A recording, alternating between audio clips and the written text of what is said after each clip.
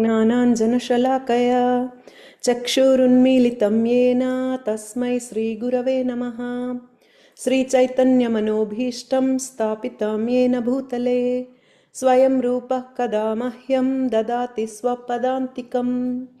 वन्देऽहं श्रीगुरुर्श्रीयुतपदकमलं श्रीगुरून् वैष्णवांश्च श्रीरूपं साग्रजातं सहगणरघुनाथान्वितं तं सजीवं साद्वैतं सावधूतं परिजनसहितं कृष्णचैतन्यदेवं श्रीराधाकृष्णपादान् सहगणललिता श्रीविशाखान्वितांश्च। हे कृष्णा करुणा सिन्धो दीनबन्धो जगत्पते गोपेश गोपिका कान्ता राधा कान्ता नमोऽस्तु ते।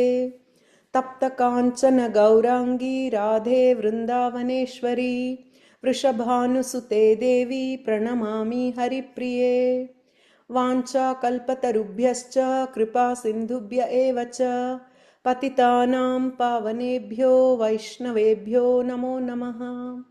नमो ॐ विष्णुपादाय कृष्णप्रेष्ठाय भूतले श्रीमते भक्तिवेदान्त स्वामिन् इति नामिने नमस्ते सारस्वते देवे गौरवाणी प्रचारिणे निर्विशेष शून्यवादी पाश्चात्यादेशतारिणे जय श्री कृष्ण चैतन्य प्रभु नित्यानंद श्री अद्वैत गदाधारा श्रीवासादि गौरभक्त वृंद।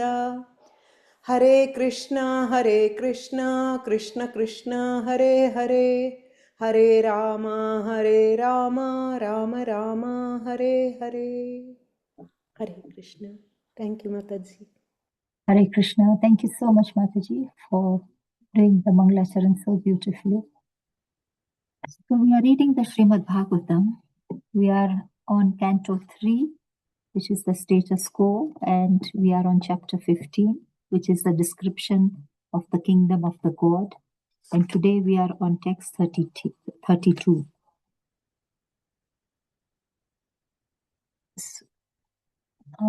Do I have a volunteer? Peter Prabhu, are you able to read the text? Translation and purport? Any volunteers? Murli Gopal, will you be able to do it? If not, then I can do text 32.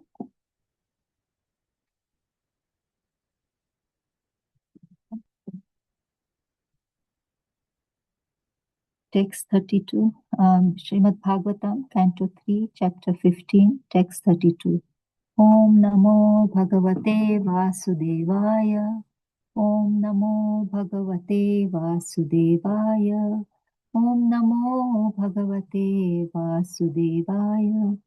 Narayanam Namaskrityam Naram Chevam Narottamam Devim Saraswatim Vyasam Tato Mudir Nashtaprayeshu Bhadreshu Nityam Bhagavata Sevaya Bhagavati Uttama Shloke Bhaktir Bhavati Naishtaki. Text 32.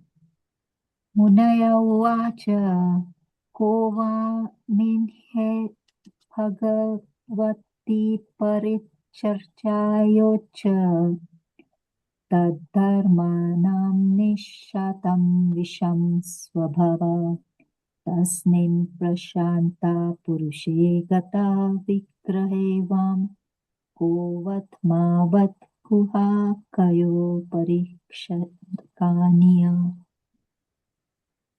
Hare Krishna. Hare Krishna Mataji. Danvat Pranam. Please accept our humble obeisances. All glories to Srila Prabhupada. Thank you for joining in on this Tuesday evening for us, morning for you. I know you are very busy and we don't take this presence of yours for granted. So thank you for giving your precious time, Mataji. You're welcome to this group. We are reading the Srimad Bhagavatam, chapter 3, Canto 3, chapter 15, verse 32. So we hand over to you, Mataji. We have just done the Mangalacharan. Yes, let's get started. Om Ajnanatimiraptasya Nananjana Shalakaya Chakshurunmilitam Nena Tasmai Shri Gurave Namaha Namo Om Vishnupadaya Krishna Prasthaya Bhutale Srimate Bhakti Vedanta Swami Iti Namine Namaste Saraswati Devi Gauravani Pracharini Nirvishishya Shunyavadi Paschayata Deshatarine Jai Shri Krishna Chaitanya Prabhu Nityananda Shri Advaita Gadadara Shivasadi Gaura Bhakta Vrinda Hare Krishna, Krishna Krishna, Hare Hare, Hare Rama, Rama Rama, Hare Hare.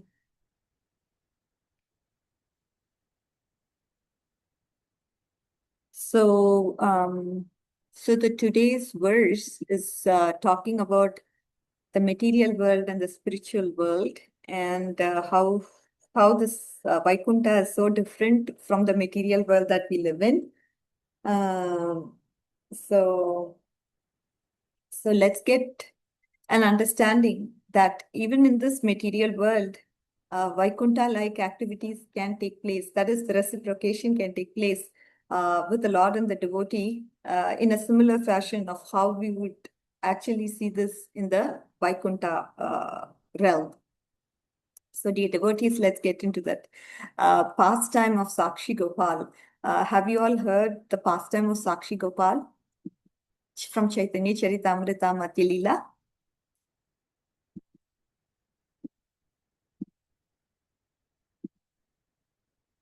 Yes, Mataji. Yeah? Yeah, but I guess if the others haven't heard, we can just go over it. But I've heard. Huh? What is it? I have heard it, Mataji. I have heard about Sakshi Gopal.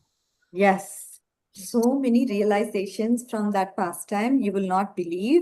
I mean, we can understand Lord comes as Sakshi to one of his devotees, and he does that, but in the pastime itself is loaded with loads and loads of lessons that we as devotees can imbibe.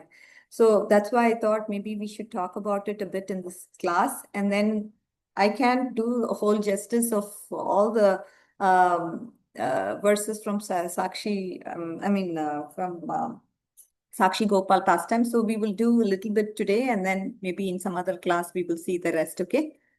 Anyways, let's get started with that because I thought this was so relevant to the verse that we are talking about in today's class to actually see that yes, Vaikuntha experience can be even experienced in this material world if we have pure devotion.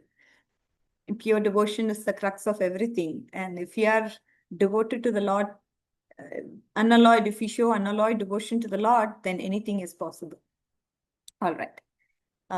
So, dear devotees, let's get into the pastime of Sakshi Gopal. So, here in this pastime from Chaitanya Charitamrit, again, it is written by Krishnadas Kaviraj Goswami. We all know. In this pastime, Nityananda Prabhu narrates the story to Chaitanya Mahaprabhu, and Chaitanya Mahaprabhu listened with great happiness and lovingly he enjoyed hearing the pastime of Lord Gopal. So Kaviraj Goswami starts like this, right? He said there are two Brahmanas, and both these Brahmanas are from Vidyanagar, which is present-day Andhra Pradesh, and both of them are traveling on a tirtha or pilgrimage on the yatra. So in Chaitanya Charitamrita, it's quoted, Purve Vidyanagare Radhuito Brahmana Kita Kori Bhare Duhi Kori Lakamana. Interestingly, out of these two Brahmanas, we are seeing that one Brahmana is old, another Brahmana is young. And the second one, who's young, he's always assisting the older one throughout the yatra. Okay, now where all did these Brahmanas go? Gaya Varanasi Prayaga Sakala Koriya Mathura Te Aila Tuhi Anandita Hoya. So during this yatra, what are the different places that the Brahmanas visit? Kaviraj Goswami says he went to Gaya. They both went to Gaya, Prayag, Varanasi. Gaya, Varanasi, Prayaga, Sakala Korea. These are the places they went. And finally, Mathurate Aila Duhi Anandita Hoya. After they came to Mathura, Anandita. They felt so happy. And then what happened? Vana yatraya vana deki Govardhana, Dwadasha vana deki seshe gela Vrindavana. After reaching Mathura, they started visiting the different forests of Vrindavan, and then they finally came to Govardhan Hill. And then they visited the 12 forests and at last came to the town of Vrindavan. So the two Brahmanas, they entered Vrindavan. And Kaviraj Goswami mentions that they took snan in Yamuna from the different bathing ghats. And then finally, they came to the Govindaji temple in Vrindavan. Where did they land up finally? Govindaji temple. वृंदावने गोविंदस्थाने महादेवालय से मंदिरे गोपालेर महासेवा होय. So the interesting point here is that Kaviraj Goswami mentions that in the temple of Govindadev, Radha Govindadev in Vrindavan, our hero, who is the hero of the story, Sakshi Gopal, he is the Nayak, he was there. So our Sakshi Gopal, the hero of the story, he was actually residing in the Govinda temple in that area.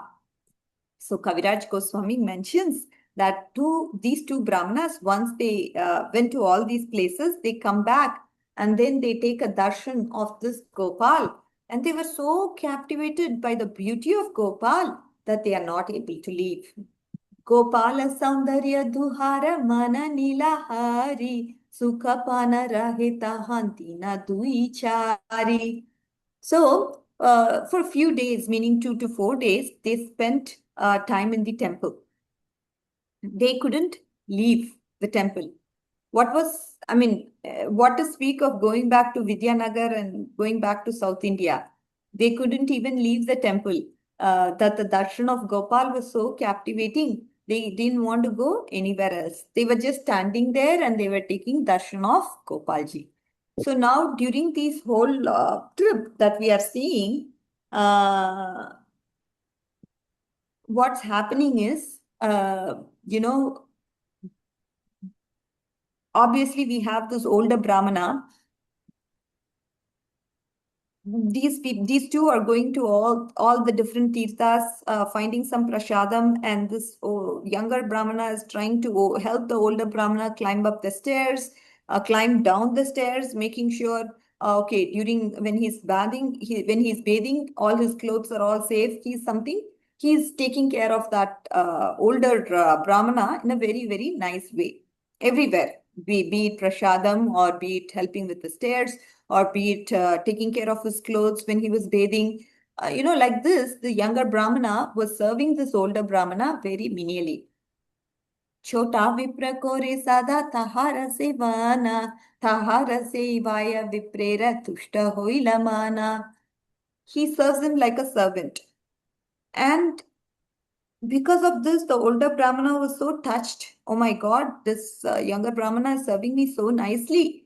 And Kaviraj Goswami explains that the older Brahmana mentions with his folded palms to the younger Brahmana that you're serving me so lovingly, like that.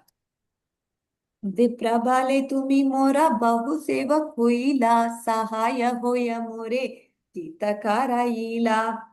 So the older man told the younger man, see, you have rendered various services onto me and you are assisting me in traveling to all the places of pilgrimage.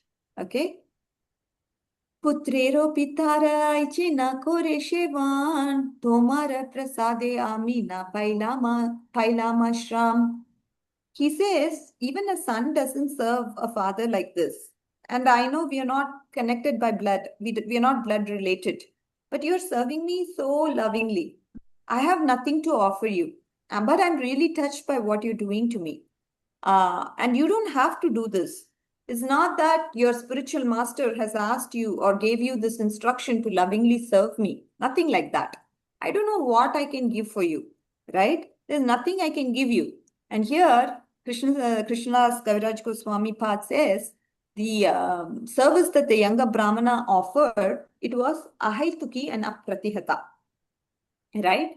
It was selfless, it was uninterrupted, and the service that he did was consistent at all places. And did he want anything in return? No, he didn't want anything in return from the Brahmana. So the older Brahmana he expresses his gratitude. It was just not like, oh, word's sake, right? It was not just through words. Kritagnata hoya tomaya na kaila samana atayeva tomaya amidi ba kanyadana. So the older Brahmana, he looks at the younger Brahmana and says, there is nothing I can do for you except giving you Nije Moradan. Whatever is my wealth, I want to give that to you. And the wealth that I have is my daughter. So that is the reason I want to give my daughter to you, because I want you to be close to me. I don't want to forget this relationship that we've had here.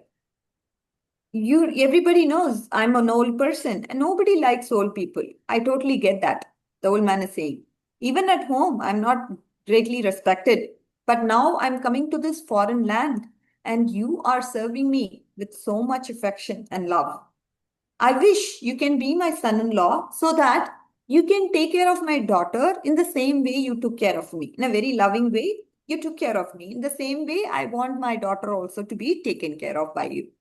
If I did not do any respect to you, if I didn't show respect to you, that means I would be ungrateful. So like this, the old Brahmana expressed that, he will have a very, very nice son-in-law in the form of son, who could take care of his daughter in a loving way. And now, hearing these words, what's happening is our younger Brahmana, Kaviraj Goswami says, he offers his words of humility. What does he say? Chota vipra kahe suna vipra mahashaya asambhava kaha kene ehi nahi hoya. The younger Brahmana replied, my dear sir, please hear me out, okay? You're saying something that is very unusual. Asambhav, very unusual. Such a thing never happens. I've never seen anybody, such a thing never happens at all. Why? He's giving that explanation as to why. Mahakulina tumi vidya dhanadi pravina ami akulina aradhana vidyahina. He says, you have three qualities which I don't.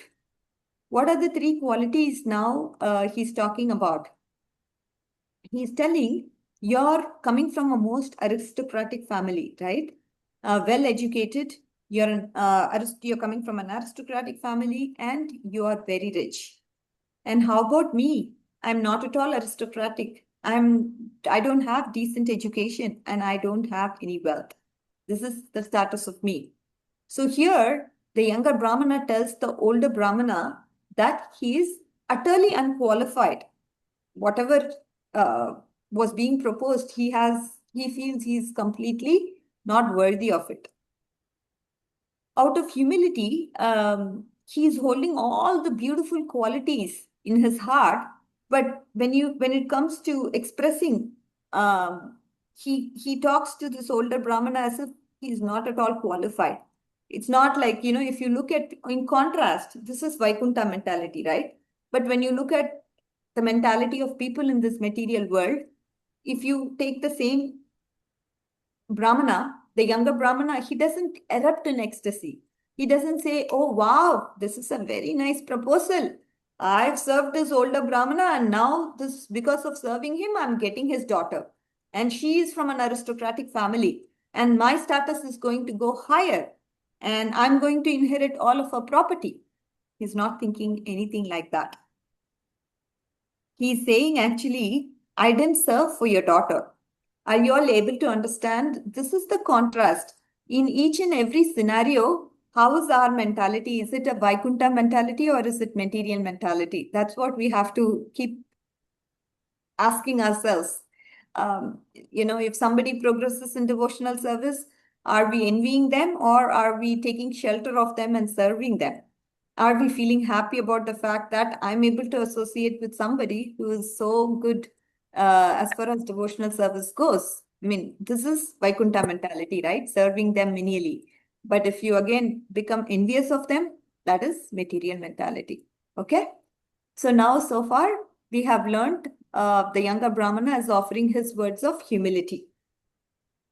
Kanyadana patrami nahai tomar Krishna priti kori tomar seva vyavahar. He says, I didn't want anything.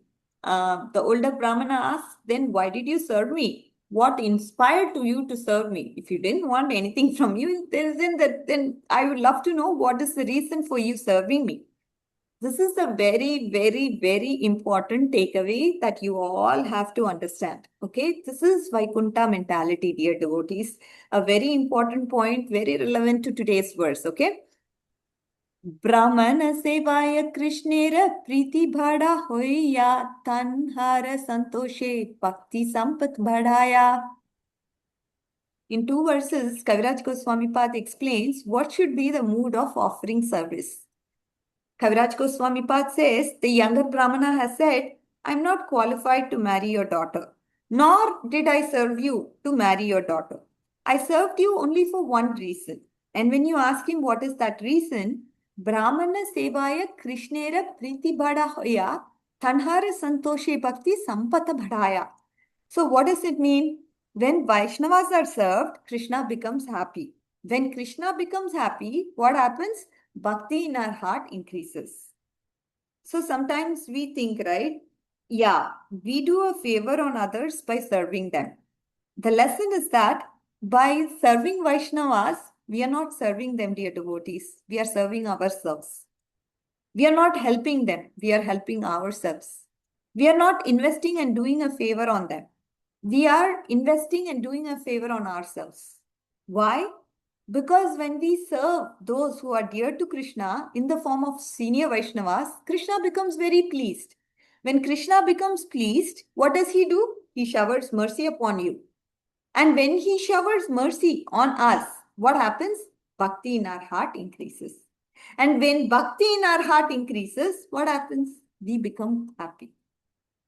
Are you all able to understand how nicely this point is being told in the story? It's beautiful, isn't it? We think in the material perspective is so different, but the Vaikuntha perspective is so different. So that is what we are learning here.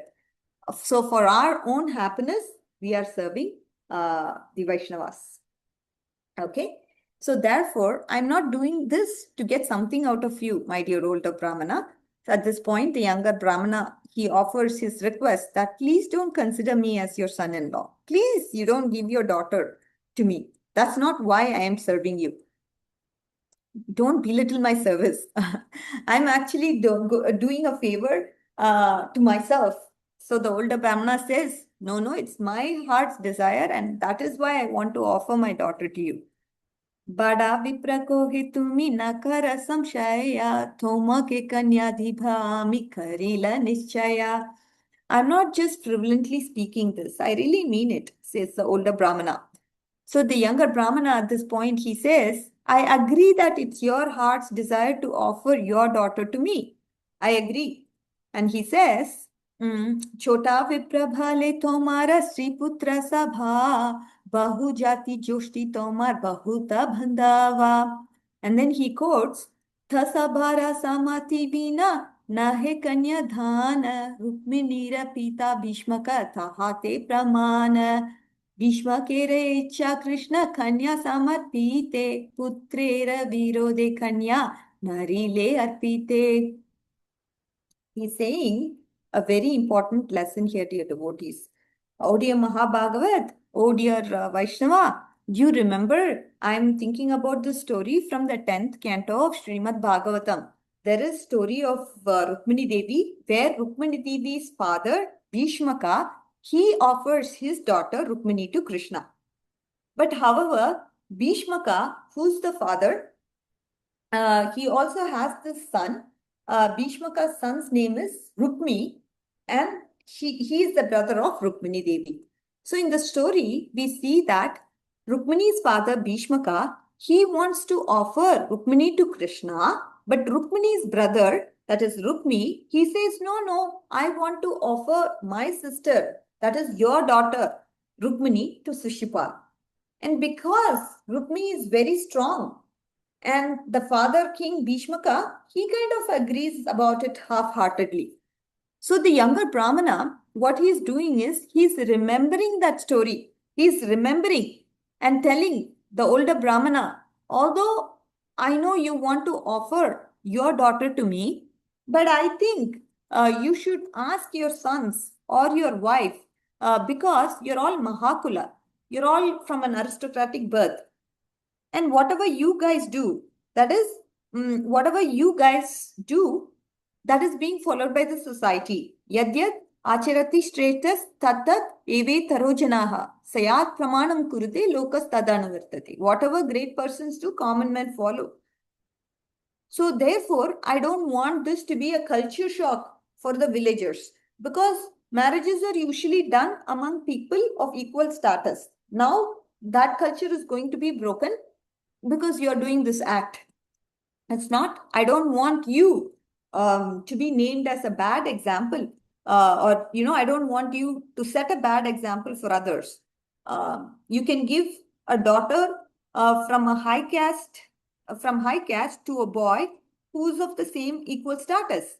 But in my case, I'm comparatively of lower standing. So you can't do that. I don't want you to be a bad example for people to quote this upon you. No, that's not what I want. So therefore, the older Brahmana is saying, I know you want to offer your daughter to me, but I would just ask around. I would like you to ask around everybody from your family. Ask your son, ask your wife, ask all those people who are relevant and speak to them. They may be subordinate to you, but you're answerable to them on a social platform. So what are the lessons so far that we have learned? So if you look at this, when a marital proposal is being discussed, what does this younger Brahmana do? The younger Brahmana is remembering the story from the Srimad Bhagavatam 10th canto. It's a story of Rukminiji. So whatever we may do in life, it is important for us to get back to Shastra. So here the younger Brahmana is using Shastric stories and Shastric perspective to bind it into real life. That is point number one. Point number two is the younger Brahmana is teaching us that just because we are wealthy, just because we are of higher caste, just because we have higher knowledge, we cannot make promises while being happy. A very important point. I think everybody forgets that, when we are in a very elated mode, we cannot make promises. Why, right? The older Brahmana is making this promise that I want to give my daughter because he is happy. And the younger Brahmana is teaching us a very important point to say that don't take decisions either when you're happy or when you're sad. Most of the people, if you look at it in today's material world, they commit suicide and other activities that end their life, and they go through a different thought process in life because they prematurely make a decision when they are sad. On the other hand, we see people very happy and they make promises which they cannot, which is like a load, very, very burden for them later to follow. So we should not make promises when we are happy or when we are sad. Instead, what this younger Brahmana is teaching us to do is that we should learn to pause the situation in life. We don't have to say yes, we don't have to say no, but just think about it. Think about it. Pause, discuss with the Nijajan, with your own people, and then take decisions in life. This is what the younger Brahmana is teaching us through this example. So to which the older Brahmana is saying, I agree to your point. I see your point, but she's my daughter and she's my property. She's not the property of my son. She's my daughter. I have all rights upon her. That's what the old Brahmana is saying. He was so adamant about what he has to say. He was pretty firm, right? But this younger Brahmana, with his due diligence, he's giving him all opportunities to look at everything, consider every option possible before he decides upon a solution, right? So that's what has happened so far. Now, Bada Vipra ko he kanya moradan Nija dhana dite nishebe kona jan. So he's saying, I have maximum right upon my daughter, and nobody can refute that. And actually, people can topple all their arguments upon me, but I'm going to establish my argument and I'm going to prove the fact. Mine. Let my superior criticize me. Let my friends leave me. I'll still give my daughter to you. Okay. So the younger Brahmana, he thinks about this and he says, I want you to know that I'm not interested in this marriage. That's point number one. And then he says, Chota Vipra kahe yadi kanya dite mona gopalera age kaha yei satya vachana. See, I'm not serving you to get your daughter, but since you're offering your daughter to me, I told you enough. I told you that I'm not qualified. You should think about it. You should go and talk to your wife and son about this before you commit this to me. I've told you and given you various options. And now, after all this, if you still want to give your daughter over to me, then it is my Priti Lakshanam. I will have to show my love sign of love by accepting your daughter. But I have one request here for you. The younger Brahmana told the older Brahmana. And the younger Brahmana replied, he is Gopalera age kaha ei satya vachana. If you have decided to give your daughter to me, then you should go and tell this before Gopal deity. Can you just go and speak this whole thing again in front of Gopal? Just walk near the deity of Gopal Vigraha and speak the whole thing. Speak your heart out. Coming before Gopal deity, the elder Brahmana is saying, my dear Lord, please witness that I have given my daughter to this boy. Then the younger Brahmana addressed the deity saying, my dear Lord, you are my witness. I shall call you to testify if it is necessary later on. You may have to come and give me Sakshi if it is necessary later on. The younger Brahmana now tells the older Brahmana, I don't want your words to go untrue. Especially it's coming from the lips of a reverential, experienced Brahmana. Therefore, I don't want you to get any karmic reaction for lying. I trust you. So at that time, the younger Brahmana looks at Gopal and he says, Kaviraj Goswami Pad explains, hey Gopal, you're the witness to what has happened here. No one else except you knows about this. Oh my Lord, you are my witness. And if I see something opposite to what is happening right now, to what has been proposed, I may have to come to you and ask you of what you've heard, and you will have to pronounce as the witness. So this is the point, okay? So please remember that. Now, having said this, both the Brahmanas, they embrace each other, and then they leave. They reach their village and they went home. So far, what has happened is, now there is this older Brahmana who's promised this younger Brahmana to give his daughter to him because he was so attracted by the service that this younger Brahmana was doing to him. He was serving in a very humble mood. Now, the older Brahmana, he reaches home. And after reaching home, he was filled in anxiety. Right? What is the anxiety? In Vrindavan, he feels, oh my God, I've given a word to the younger Brahmana. How will that become true? How will I speak about it to my family? This is the concern of the older Brahmana. He is very anxious. And so now he decides to call in for a meeting with his family members. One day, the older Brahmana got his family together in front of all of them. He said what all had happened there in the Tirtha. So the older Brahmana speaks his heart out and explains everything, the different travels he did, and then the storyline of what had happened with the younger Brahmana. At that time, the wife heard the story and she was shouting. She tells the older Brahmana that this is something wrong. You have given a word without our approval. We cannot agree to this. I feel like consuming poison and dying. This was the words that his wife said. And now the son is saying, how dare you speak like this? Never speak like this again. How did you think you were going to give my sister in marriage without my approval. You're old and I am the younger one. I have to decide. So the older Brahmana, if you look at him, his anxiety got further increased. And he tells his family that actually, if he doesn't keep up his promise, it'll be a big loss for him. So the son was curious. Oh, what is the loss? He said the loss is that I will set as a bad example. As a Brahmin, as a Vaishnava, I'll be a very bad example.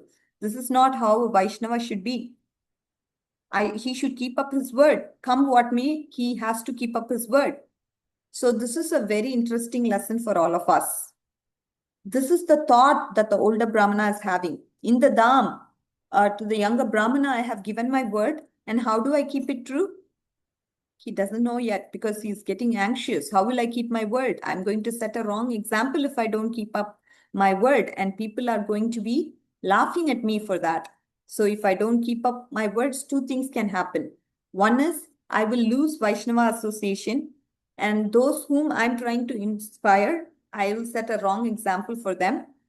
But when everyone started threatening they are going to consume poison, commit suicide, etc., now the older Brahmana starts to think, Paradukha Dukhi, right? I want to save their life too. So what do I do now? So the older Brahmana says, well, I'm okay in giving my daughter to this younger Brahmana, but if you're threatening that you're going to commit suicide and take poison and all of these things, I don't know what to do. I'm confused now.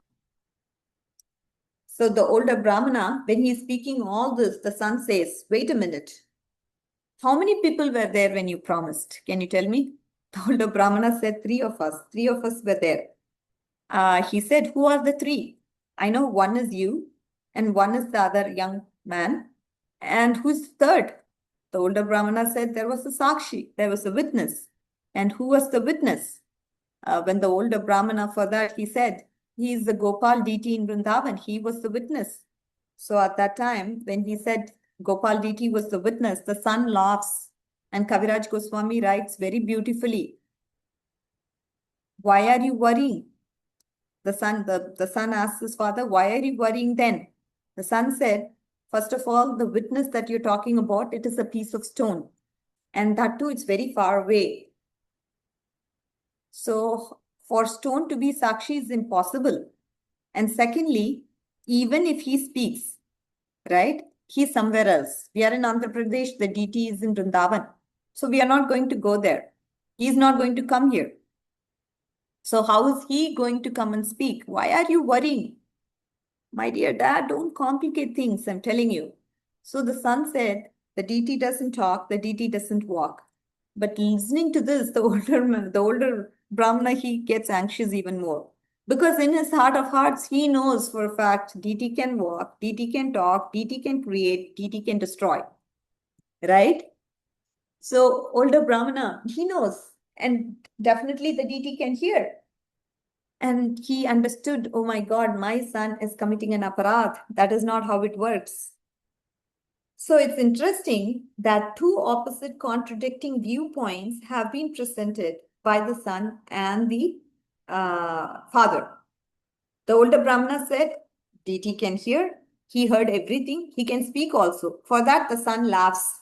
Oh, what are you talking about? The deity doesn't hear. The deity doesn't speak. The deity doesn't walk. It's all some blind faith. So the Brahmana in his heart, he's praying, my Lord, please protect my son. He's offending. At this time, the older Brahmana says, no, come what may, I'm not going to lie. The son says, you don't have to lie, Dad. Just be very smart. In your approach, you have to be smart. Straight trees, they are cut down first. So just be a little crooked. You don't have to speak the truth. If you speak the truth, you are losing our daughter to him in marriage. If you lie, you're feeling sad that your Vaishnava etiquette is broken or your Brahminical culture is broken and God knows what else. So, you don't have to lie. You don't have to speak the truth. Just say, I don't remember. Don't say, I never did it. I never said it. Don't say, I said it. Just say, because of my old age, I'm not able to remember. Now, when you say this, my dear dad, what I will do is, I will jump into the scene and I will start doing word jugglery. I will defeat this young Brahmana. So absolutely don't worry about it. Now, hearing this, the anxiety of the Brahmana even further increased. Older Brahmana's anxiety even further increased. Oh my God, what's this? So now, a very important learning point that we have here is that it is our circumstance, our situation. So many times, anxiety occurs, anxiety happens. So what we should do? We should do whatever the old Brahmana did now. What does he do? In Ekanta Bhav, in one pointed attention, the older Brahmana remembered Gopal. He remembered the lotus feet of Gopal and he said, Lord, you are my help now. Somehow you make my words come true. I know in my heart, I gave my daughter to the younger Brahmana. The younger Brahmana also knows, but these people, they don't know. My Lord, you have to help me.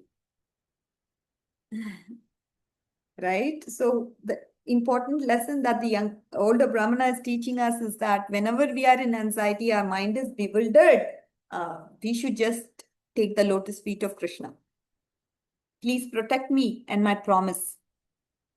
So he says, he prays to the God, may my family who are criticizing the Brahmana, who are criticizing or threatening to give up their life and forcing me to move away from the path of Dharma, please don't punish them. And those who are threatening my promise, please protect them as well. I take shelter of you, my Lord.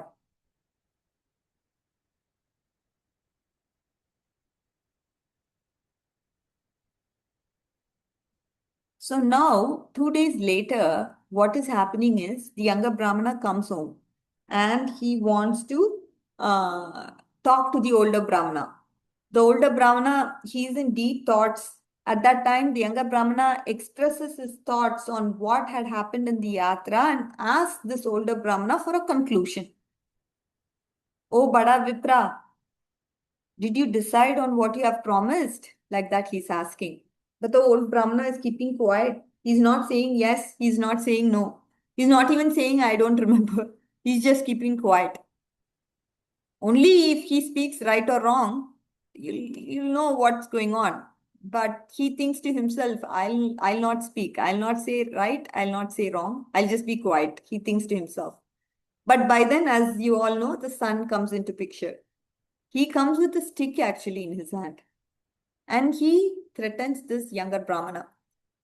He's like, look at you. You're a dwarf compared to our aristocratic wealth and our knowledge. You're like a dwarf. And our sister is like a moon. And you're forcing my father in giving his daughter in marriage to you. I'm going to whip you and punish you in public. Now, seeing this, the younger Brahmana does not retaliate. He doesn't fight back, dear devotees. He just runs away from there. Can you believe? Somebody may say this is not a prudent thing to do. How can he tell this and I just run away from the situation? Is this practical? Is this something that we can adopt in our life too? A very good point is spoken. Okay, let's see what his perspective is. Why did he run away or why did he move away from the situation? So the younger Brahmana is teaching us a lesson here that in such circumstances, we should tolerate the sun. Sorry, we should tolerate. I mean, in this case, it's the sun. He tolerated his son and his words. And the son even went to beat him. But he ran away and took shelter of senior Vaishnavas. Not because he wants the girl in marriage. It's not that he is desperate for that marriage to happen, but he is desperately waiting to prove the words of the older Brahmana so that he doesn't get sinful reactions for speaking lies. So understand how much this younger Brahmana is going through to protect someone else's truth. He's ready to go through all these emotions to protect somebody else's truth. He calls the Gram Panchayat a meeting. And, in meeting, he calls all of them and just let's have a gathering in village and let me speak out. So he speaks his heart out to the Gram Panchayat people.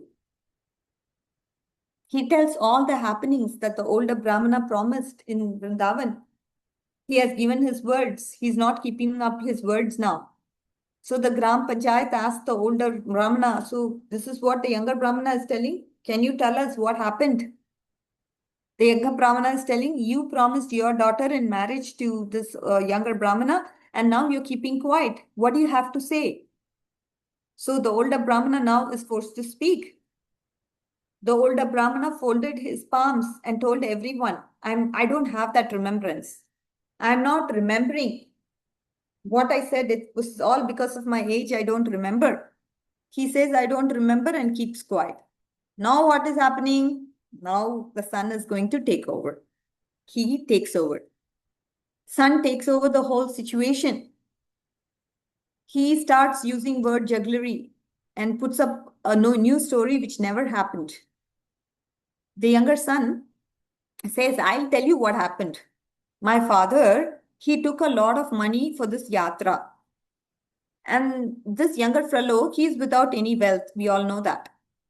And what did he do? He drugged my father. He gave my father some intoxicant, and my father was completely intoxicated, and my father was not even aware of what is happening. And then my father dozed off, and that time he stole all his money. And when my father woke up and asked him, where is the money? The younger Brahmana said, oh, actually a thief took it away. He stole it, but he lied to my father saying the thief had taken it away. Now he has the audacity to come and trouble my father, that please give your daughter in marriage to me. Look at this. He is the son of Bada Vipra, older Brahmana. What kind of Brahmana is he? He is trying to, first of all, doubt the presence of the deity. Now he is even criticizing and cooking up some false rumors, blaspheming a Vaishnava. This is completely against Brahminical principles or Vaishnava principles. In fact, it's even against human principles to defame somebody of wrong allegation. Making up a story is no joke. After all this, my father is keeping quiet, but I'm not able to keep quiet. I have to defend. Oh, Grama Panchayat people, please say now that is this proper that I should give my sister in marriage to this person?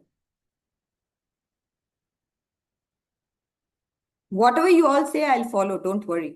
I will do whatever it takes to follow you guys. But understand that this is not proper. To give my sister to someone who is notorious, nefarious, and somebody politically duplicitous, I'm not up for it. He drugs my father, he takes all the money, and then lies to him that it was stolen. Now he's coming and asking for my sister in marriage to him. Whatever you all decide, you decide. He convinced everyone there, Gram Panchayat people and everybody were convinced by what he was telling. Oh, it is possible. They all got a doubt. Oh, yeah, it is possible. For the sake of money or greed for wealth, it is possible to give up Brahminical Dharma.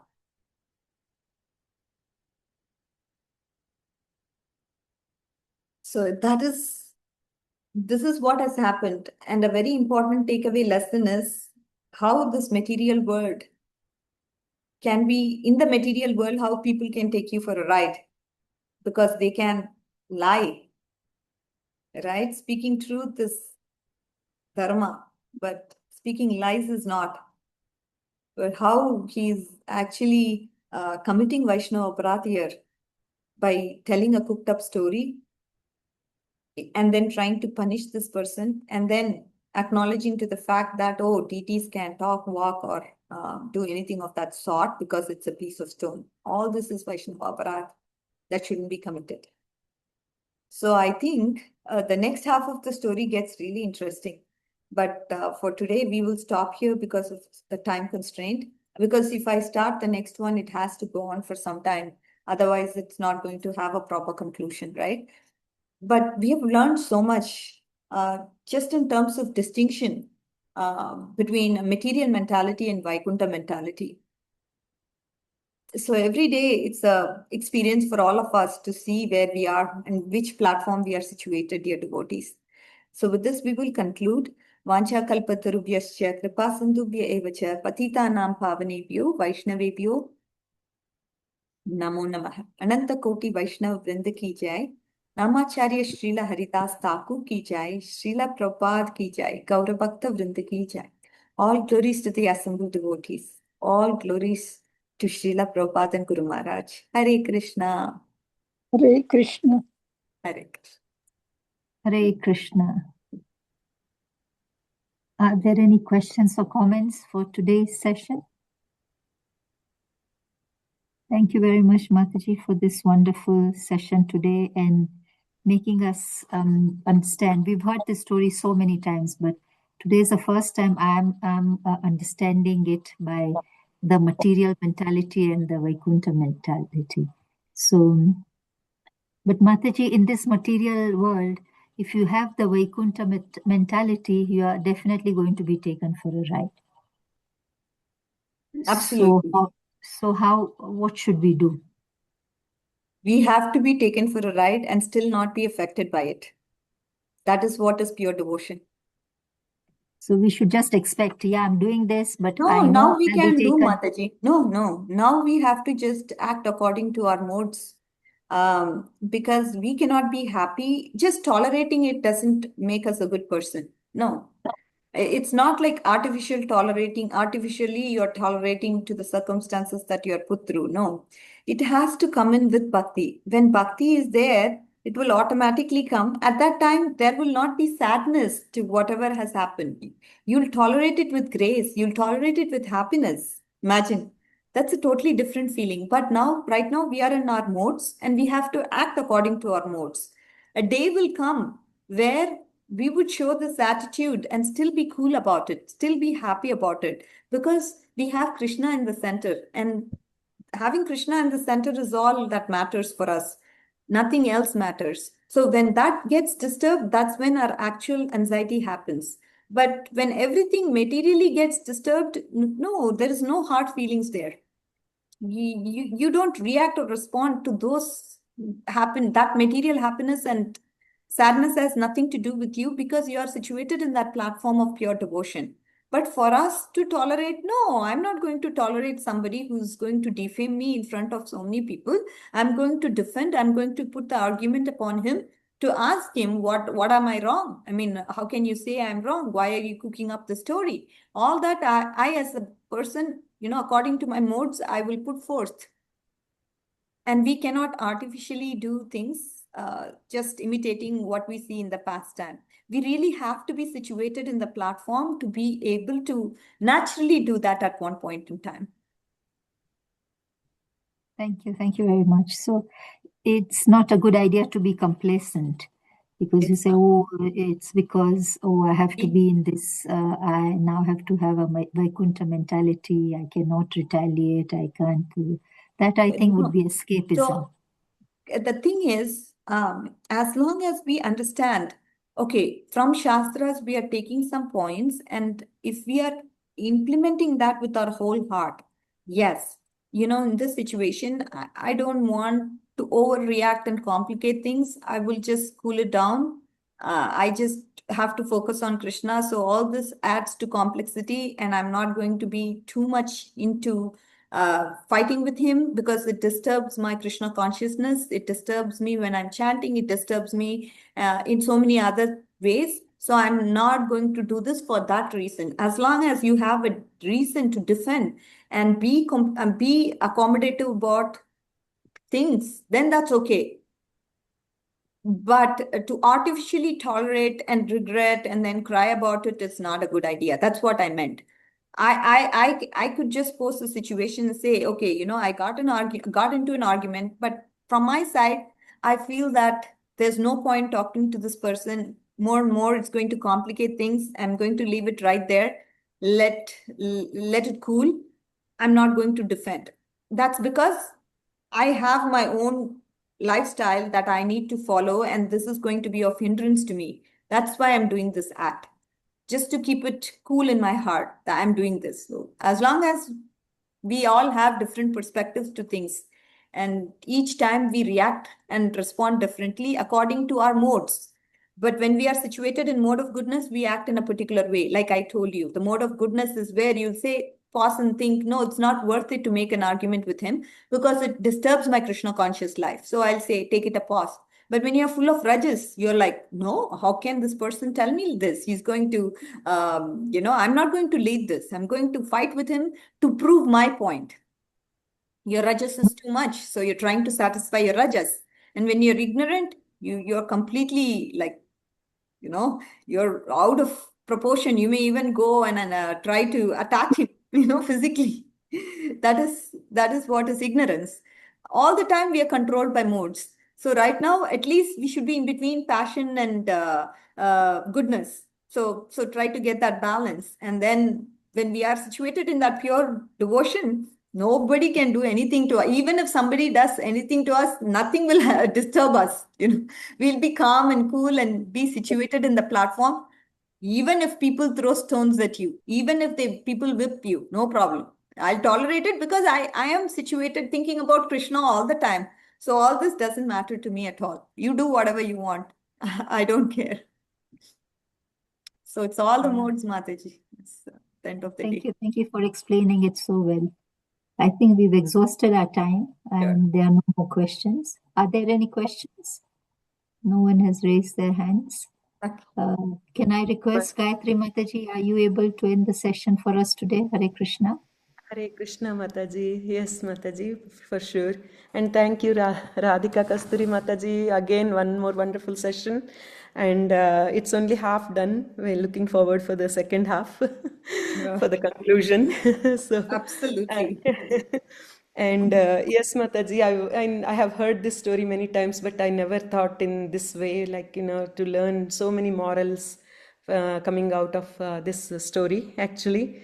And as you said, yes, Mataji. And still, I was wondering, what about the girl, whether if she is liking to marry him or not? In No, the Rukmini, girl doesn't come into play at all. It's at all, just yeah. about the two Brahmanas, the son, and then the Gram Panchayat people. So it's just about those two devotees. It's the girl doesn't come into picture. In olden days, it was usually the parents who take a lead, and the girl will just say an yes to whoever her parent tells her to marry. So that was the culture. Yes, yes, Mataji, yes, yeah. So yes, Mataji, lot of realizations with this story, and wonderful, wonderful. Hare Krishna. And we will. I'll request everyone to please unmute and chant one round of Hare Krishna Mahamantra in glorification of Her Grace Radhika Kasturi Mataji. All glories to all devotees and Hare Shri. Hare Krishna, Krishna Krishna, Hare Hare, Hare Rama, Rama Rama, Hare Hare. Vancha kalpatarubhyascha, kripa sindhubhya eva cha, patitanam pavanebhyo, vaishnavebhyo namo namaha. ग्रंथराज Shrimad Bhagavatam की जय, श्रील प्रभुपाद की Jai. हर grace Radhika कस्तूरी माता जी की, All glories to Hare Krishna. अनंत कोटि वैष्णव वृंद की जय, ISKCON एल्डोरेट की जय। Jai. थैंक यू माता जी। Thank you. See you all next week. Hare Krishna. Thank you. Thank you, Mataji, for ending the Hare session. Krishna. Of course, it's Hare my Krishna. pleasure, Mataji. Thank you. Hare Krishna.